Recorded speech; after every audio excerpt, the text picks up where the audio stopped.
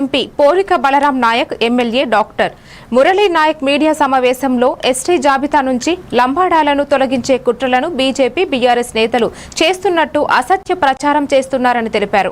భద్రాచలం, ఉట్నూరు ప్రాంతాల బీఈడీ కళాశాల ఏర్పాటులో ముఖ్యమంత్రి రేవంత్ రెడ్డి పర్యవేక్షణతో సోయం బాబు ఎమ్మెల్యే తెల్లం వెంకటరావు సుప్రీంకోర్టులో పిటిషన్ దాఖలు చేసినట్టు తెలిపారు. రైతుల యూరియా కొరతపై వివరించి త్వరలో సమస్య పరిష్కరించబడుతుందని తెలిపారు.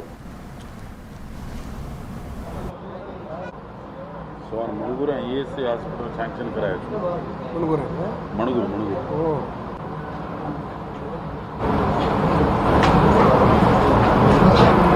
మొన్న జరిగిన ఒక చిన్నగా సీఎం దగ్గరికి కొంతమంది మా ట్రైబల్ ఆదివాసులు ఎమ్మెల్యేలు వాళ్ళు కలిసి ఎస్టీల మధ్య చిచ్చు పెట్టే ప్రయత్నం చేస్తా ఉన్నారు. నేను ఒకటే చెప్తా ఉన్నా, మన ప్రభుత్వం గతంలో అధికారంలోకి వచ్చినప్పుడు కేంద్రంలో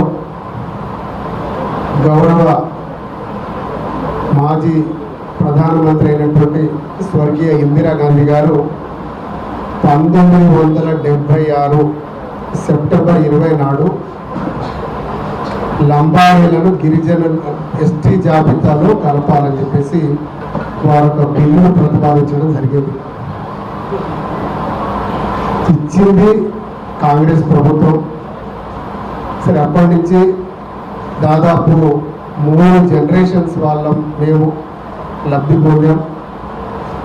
వీరు గతంలో ఒక ఎమ్మెల్యే బీఆర్ఎస్ నుంచి, ఒక ఎంపీ బీజేపీ నుంచి, వీళ్ళిద్దరు కలిసి అప్పుడు హైకోర్టుకి వెళ్ళి అదేవిధంగా హైకోర్టులో కొట్టేస్తే సుప్రీంకోర్టు పోయారు. 2016లో వేసినటువంటి కేసుకు ఇప్పుడు ఈ 9వ తారీఖు నాడు మన గవర్నమెంట్కు పేపర్స్ అన్ని సబ్మిట్ చేయాలి. ఏదైతే లంబాడీలు ఎస్టీ జాబితాలో ఉన్నటువంటి వాళ్ళ సాక్ష్యాలు, ఆధారాలన్నీ కోర్టుకు సమర్పించండి.